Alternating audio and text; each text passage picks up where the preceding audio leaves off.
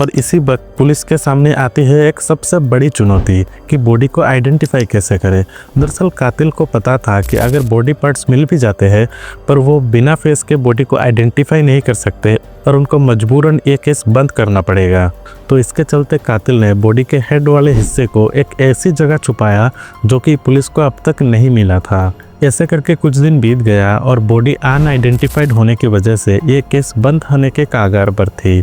जब ये case almost बंद होने वाला था, ठीक उसी वक्त किस्मत ने पुलिस वालों के साथ दिया। उन्होंने नोटिस किया कि बॉडी के हाथ पर 2 टैटू हैं। एक है भगवान शिव और पार्वती की और दूसरा टैटू है एक पाइथन यानी एक अजगर की।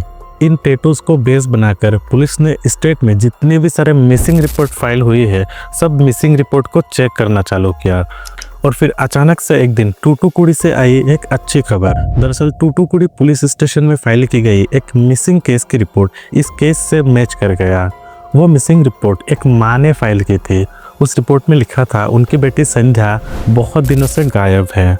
संध्या जो कि एक 35 साल की जूनियर आर्टिस्ट और एक एस्पायरेंट एक्ट्रेस थी कॉलीवुड इंडस्ट्री के।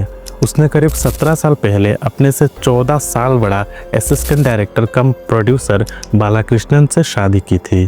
कंप्लेन देने वाली उस माँ ने उस डेड बॉडी के हाथ पर खुदाई की हुई टैटू, पहनी हुई चूड़ियाँ और कुछ जन्म के निशानी से उस बॉडी को पहचान लिया और बाद में डीएनए टेस्ट से भी कंफर्म कराया गया कि कत्ल होने वाली शख्स उनकी बेटी एक्ट्रेस संध्या थी।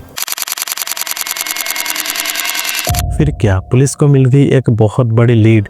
वो सीधा जा पहुंचे संध्या के पति बालाकृष्णन के पास। पहले तो बालाकृष्णन ने साफ मना कर दिया और पुलिस को एक झूठी कहानी सुनाने लगा।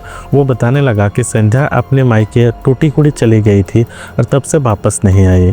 जब पुलिस ने बालाकृष्णन का मोबाइल का गैलरी चेक किया तब संध्या की एक भी फोटो नहीं मिला। हालांकि संध्या उसका वाइफ था, लेकिन इंटरेस्टिंगली उसके गैलरी में वो टैटू का फोटो ज़रूर मिला जो कि संध्या के हाथ पर खुदाई हुई थी।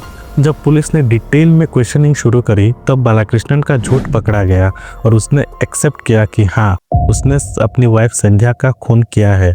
जब पुलिस ने इस हत्या के मोटिव के बारे में पूछा तो उसने कहा कि उसका शक था कि संध्या का एक्स्ट्रा मैरिटल अफेयर भी है। उसने कहा कि जब से उन दोनों की शादी हुई थी इसके कुछ दिनों बाद से ही उन दोनों के बीच काफ़ी झगड़े होते थे और ये झगड़ा कई दिनों तक चलता था। और इसी बीच संध्या ने डोमेस्टिक वायलेंस का कंप्लेंट भी किया था और डिवोर्स भी मांगा था, लेकिन फाइनली वो डिवोर्स हो नहीं पाया था।